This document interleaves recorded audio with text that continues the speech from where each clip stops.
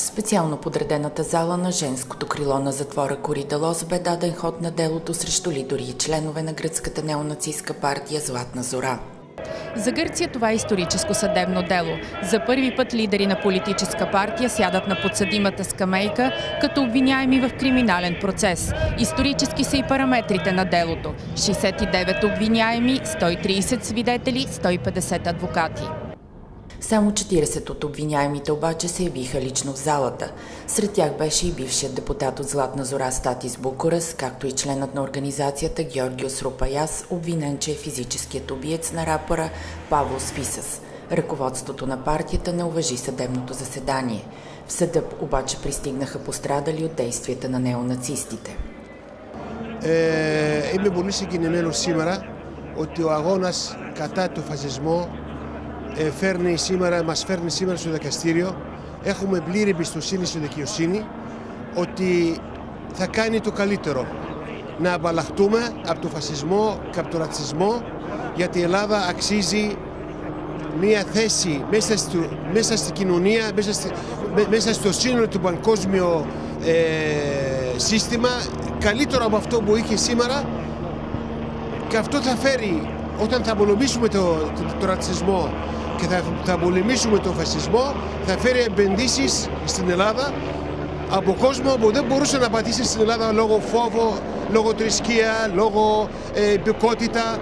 Εύχομαι να πάμε πολύ καλά σήμερα και επόμενες μέρες να απαλλαχτεί η Ελλάδα από τον ρατσισμό. Εδώ πέρα με πήγανε με σκοπό να σκοτώσουν. Όπως είχαν πάει στο κέντρο της Αθήνας σε ένα χώρο προσευχής και προσπαθήσαν να κάψουν 40 άτομα ζωντανούς. Αυτό είναι μεγάλο έγκλημα που δεν έχει πάρει τη θέση που πρέπει. 40 άτομα κλείσανε την πόρτα και πετάξανε φωτιά για να τους κάψουν ζωντανούς και κανένας δικονήθηκε. Και αυτό θα το πούμε στο δικαστήριο. Υπάρχουν τα στοιχεία και εύχομαι κάποια μέρα να χαμογελάσουμε ότι πήραμε δικαιοσύνη. Представители на различни имигрантски организации са повикани за свидетели на обвинението. Сред първите в съдебната зала беше майката на убития Павлос Фисас, семейството му, приятелите. Мощен глас в подкрепа на жертвите на расизма и неонацизма в Гърция отправиха на съвместен митинг през сградите на затвора няколко леви организации. Οι χρυσαυγίτες είναι γνήσιοι απόγονοι των Ναζί του Χίτλερ, των δοσιλόγων και των γερμανοτσολιάδων της κατοχής που ματοκύλησαν, έκαψαν πόλεις και χωριά και έστειλαν στο εκτελεστικό απόσπασμα χιλιάδες αντιστασιακούς. Τα εγκλήματα που διέπραξε η Χρυσή Αυγή δεν ήταν ενέργειες μεμονωμένων ατόμων μελών της, αλλά σχεδιασμένες επιθέσεις από ειδικό παραστρατιωτικό σώμα ταγμάτων εφόδου που υπάκουε σε έντολες του Φίρερ Μιχαλολιάκου και των πυρηναρχών. Далеч по-скромен беше митингът на отсрещната страна на затвора Коридалос, където се бяха събрали привържениците и членовете на Златна зора.